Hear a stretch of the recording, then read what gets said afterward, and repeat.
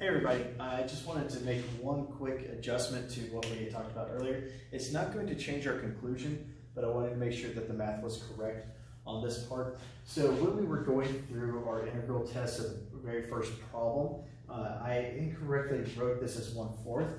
This is supposed to be 4 to the 3rd power. So this is going to change our value just a little bit, actually by a lot. So this is going to be still positive, but it's going to be 1/9 times 4 to the 3rd. So again, we see that it is a finite value, so we're okay in our conclusion. Just wanted to make a quick adjustment to that before we begin. So what we're going to deal with now is a family of series here. Okay, similar to geometric series, and so this is one where several students conflate the two ideas of geometric series versus the series we're going to be talking about today. So I just want to make sure that you do understand that these guys are just different because they do have a similar conclusion, but they're flipped. Okay, and we'll see what that means here in just a second. So for what values of P is the series 1/n to the P convergent? Well, the first thing we need to do is, well, we don't need to automatically apply the integral test to something inside the section for the integral test. Okay, so let's look at some previous tests that we dealt with. Well, there's only one other test, which is the test for divergence. So let's look at that. And in fact, we can narrow down some things as well. So if I look at the limit as n approaches infinity of 1/n to the p, okay, so I'm applying the test for divergence right now. So with this, there's going to be some issues of what does it equal, okay? Well, if P is positive, so if P is greater than 0, then this limit, as n approaches infinity, of 1/n to the P, is also equal to 0. Okay? Well, that doesn't tell us anything about this series. So the test for the divergence is inconclusive. Okay, well, what if P is equal to 0? Okay, well, then we get the limit, so I'm bouncing around here just a little bit, as n approaches infinity of 1/n to the 0, which that's just 1, right? Well, the test for divergence tells me, hey, that means this guy diverges because his limit does not equal 0, okay? And I'm going to write that up here in just a second. So what if P is less than 0? Well, if that's the case then, as n approaches infinity, we're going to get infinity out of this. Okay? So in both of these situations, when P is less than or equal to 0, the series diverges, and again we have to say why, what gives us that authority. The series diverges by the test for divergence.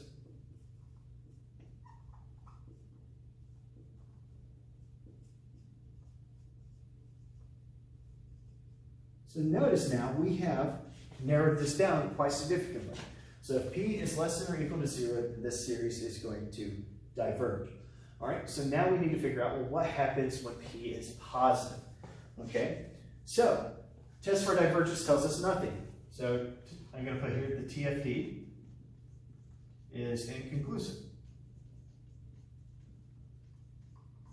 Okay, test for divergence. All right, so that means we need to look at this. Well, the only other test we have is the integral test. So let's apply it. Okay, well, first of all, I need a function. F of x is equal to 1/x to the p. We need those 3 criteria. We need it to be positive, we need it to be continuous, and we need it to be decreasing. Well, the nice thing here is if this is positive, all of our x values that we're going to throw in there from 1 to infinity are positive. So everything works out nice and clean there, so all of our function values are going to be positive, and it's going to be continuous because it's staying away from 0. So this is continuous and positive. on the interval from 1 to infinity. Okay. Third criteria, we need to deal with the derivative. Okay. So we're going to get negative p over x to the p plus 1 once we simplify. Okay. And I know you guys can do this when you take the derivative, so we're not going to show the intermediate steps there, but it's very straightforward to get there. Well, the nice thing here is if p is positive, then that means our numerator is always going to be negative, our denominator is always going to be positive, so therefore this is decreasing on that interval as well.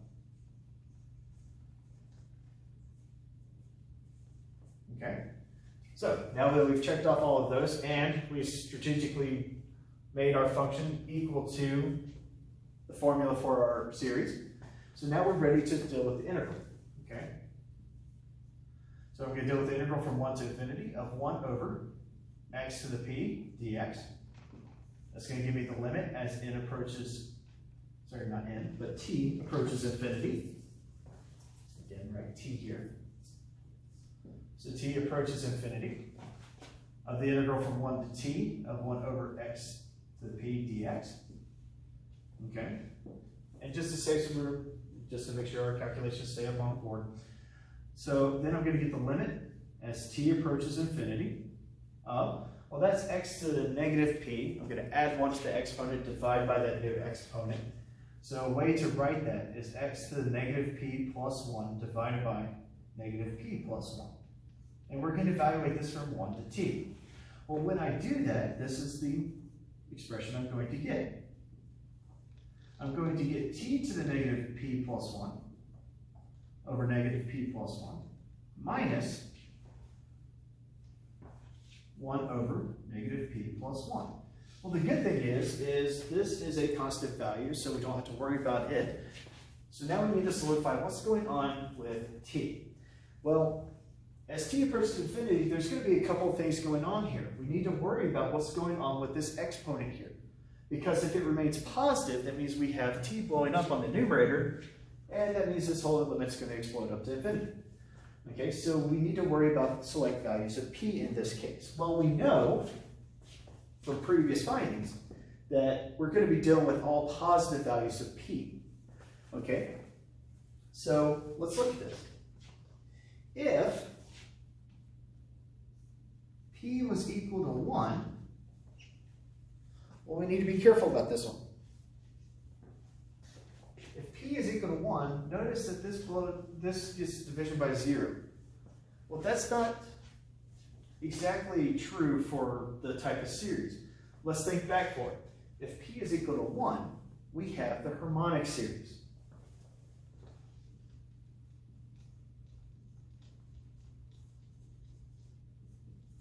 Which we know from the previous section that the harmonic series diverges.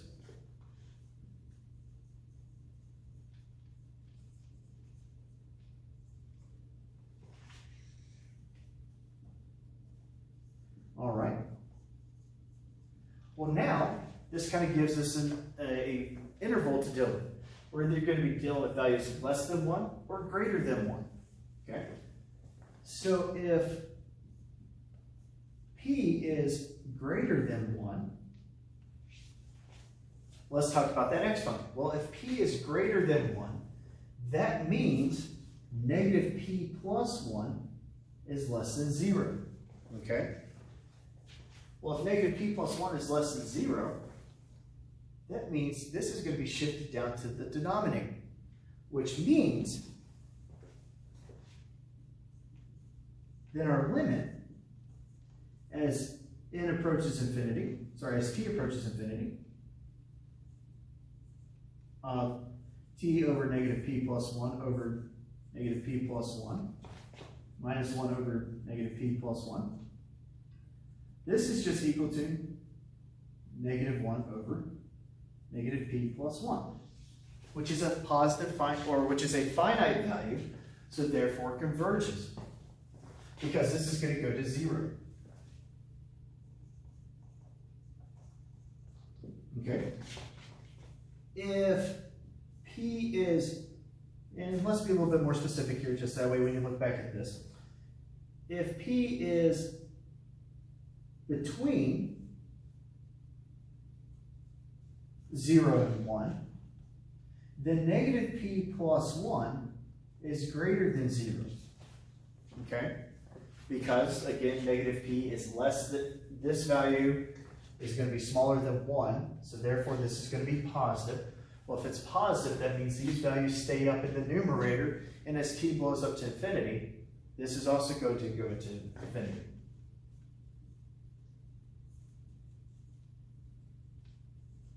That means the series then is going to diverge.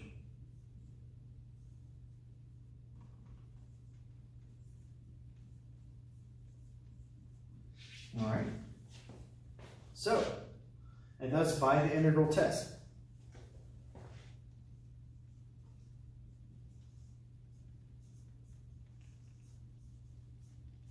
So by the integral test, if p is greater than 1, the series converges.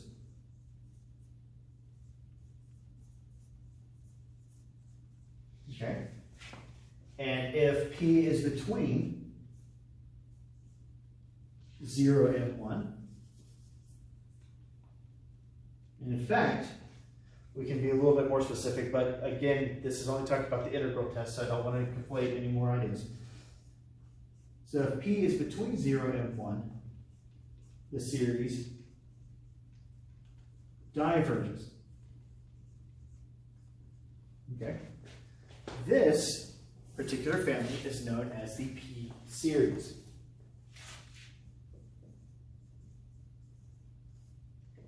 Okay? The p series, which is of the form, the series as the summation as n goes from 1 to infinity of 1 over n to the p, which is just what we talked about, is convergent when p is greater than 1, and divergent in all of the cases.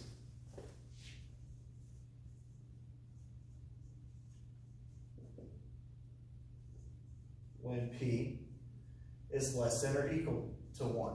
So notice that this is similar to the geometric series, however, we're dealing with p. So this is a fixed base, but a changing exponent, whereas the geometric series is dealing with a fixed exponent, but a changing base.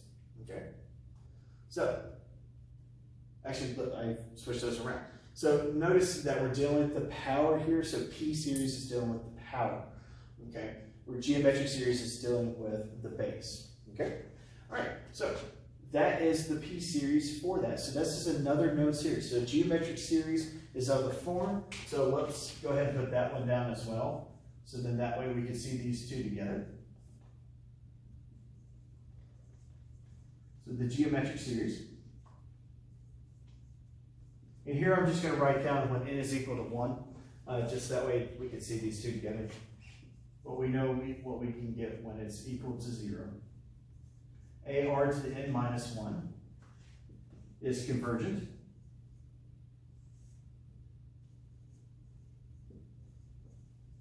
When r is between negative 1 and 1.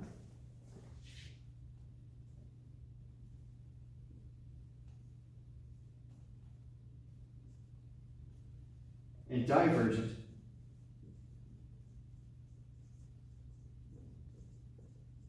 when the absolute value of r is greater than or equal to 1. And that's it. Hey everybody, we're going to go over just a couple more examples of section 11.3 just to help reiterate some of the ideas that we've learned. So I'm just going to look at 3 examples here. So we're going to determine if the following converge or diverge. The first one we're going to look at is the series from n goes from 1 to infinity of the natural log of n divided by n.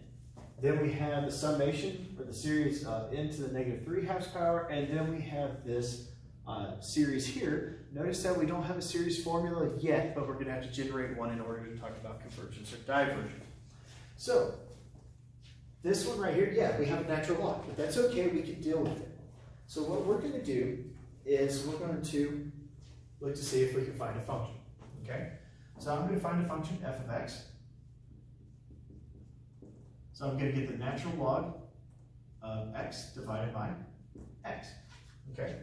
Well, on the interval from 1 to infinity, notice that at 1, this guy is 0. However, that's okay, we can deal with that. So we can shift things around just a little bit. So, in fact, let's start this guy off at 2. So then that way we can make sure that we are dealing with a positive function. So that I'm going to change this. So let's start our index at 2. Now the bad thing about this is, or the good thing about this is positive.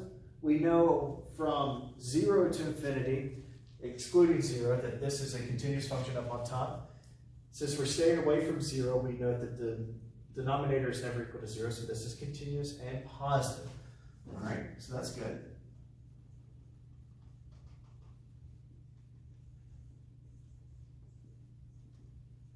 All right, so we know it's continuous and positive on the interval from 2 to infinity. But you're like, wait one second. Our integral test said that we need to be on the interval from 1 to infinity. We don't necessarily always have to be on that interval from 1 to infinity. If our series allows us or forces us to be on a different interval from like 2 to infinity, we're okay. Because we're still talking about an integral at some point during that, that test, okay? So now we need to talk about, well, is it okay? Now we need to figure out if this guy is decreasing. All right. Well, when we take the derivative of this, what are we going to get? Well, bottom squared. So low d high minus high d low. So we are going to use the quotient rule for this one. So low times the derivative of the high. Well, that's going to be x times 1 over x. That's going to give us 1 minus high derivative of the bottom.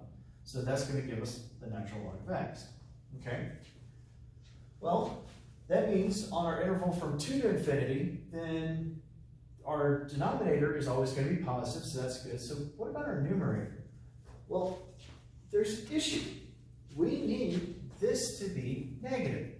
Okay? So the question becomes really, is f prime of x is less than 0 when 1 minus the natural log of x is also less than 0, or another way of writing that is when 1 is less than the natural log of x. Well, when does that occur? Well, this actually occurs when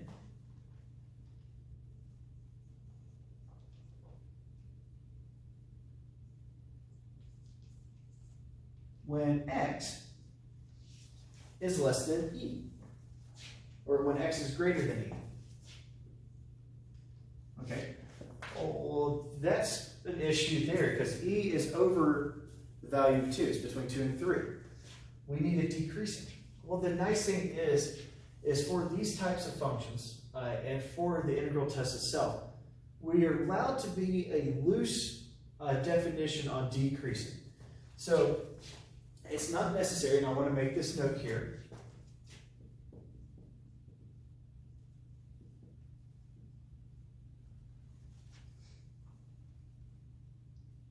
So it's not necessary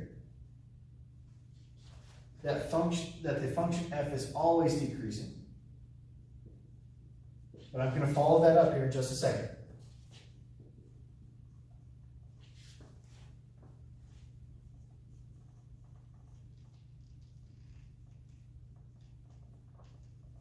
However, it is important that it is ultimately decreasing.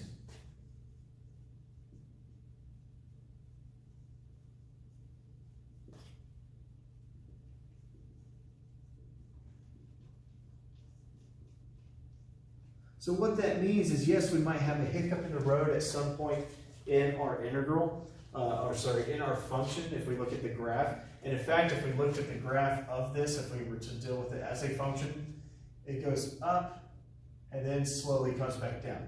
And this is between, so this is at 1, and here at 2, it's still increasing, and then at e, it finally starts decreasing at that point. So what we have to do is we have to make sure at some point it's ultimately decreasing. So if we look further down the line, that this guy is going to be decreasing. So I wanted to make a note of that.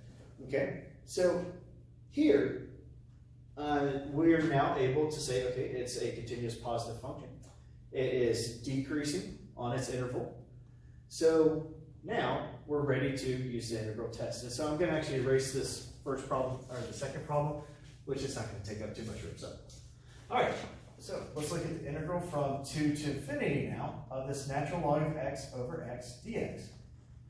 Well, that's going to equal the limit as t approaches infinity of the integral from 2 to t now of the natural log of x over x dx. Okay. My work to the side, I'm just going to do it down here. Work to the side. All right. The integral of the natural log of x divided by x dx. Okay. What do you think you're going to use? Well, this one is a real nice, easy u substitution. So if we let u equal the natural log of x, the derivative of that is 1 over x dx. So now we have this clean substitution that's going on. So I end up getting u du, which that's u squared over 2, or the natural log of x, the quantity squared, divided by 2. So that means I get to plug that in. I'm going to bring out that 1/2 outside the integral and outside the limit. So this is where the 1/2 is coming from. Okay. Then I get the limit as t approaches infinity of just the natural log of x, the quantity squared, evaluated from 2 to t. Next, I'm going to get 1/2 times the limit as t approaches infinity of the natural log of t squared minus the natural log of 2, the quantity squared. And now, as we apply our limit, look what happens. Well, the natural log of 2, the quantity squared, is a finite value. We're okay with that, even if I multiply by 1/2, except this is the issue. As t approaches infinity, this is going to blow up to infinity. And then we're also squaring it as well.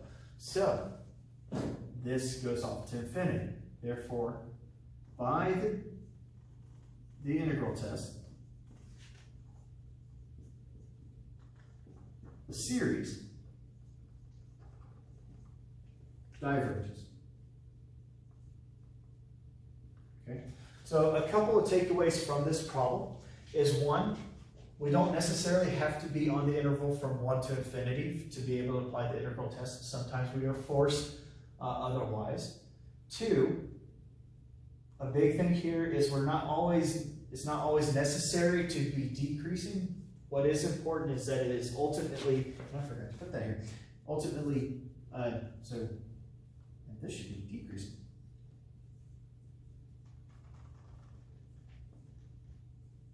So again, just to make sure, it's not necessary that f of x is always decreasing. What is important is ultimately decreasing on that interval. Okay, so if we do have this slight hiccup here at some point, as long as later on down the road it's decreasing, then we're perfectly fine. All right, so the next step, let's look at number 2 again. I have the series as n goes from 1 to infinity of n to the negative 3/5 power. Okay, well, I want to get this into the correct terms here. All right, so let's write this with our standard as n is equal to 1 to infinity of 1 over n to the 3/2 power. Well, what can we determine? Well, we could use the integral test. There's nothing wrong with that. And in fact, you could use extra practice on this one if you wanted to. However, we just talked about the p-series. This is a p-series because we have a changing base, but then the power stays the same. Well, here, p is equal to 3/5, which is less than 1. And what do we know? Well, for a p-series, that means if it's less than 1, less than or equal to 1, then the series is divergent. The nice thing about this is your conclusion is very straightforward. You say since p is 3/5, which is less than 1, then we have a divergent p-series. So we don't have a test or anything like that. There's no p-series test.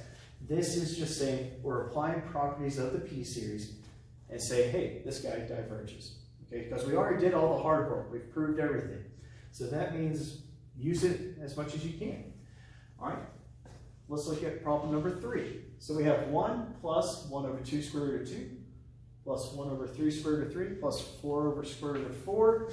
So notice what's going on here. This is actually equal to the series as n goes from 1 to infinity of 1 over n square root of n.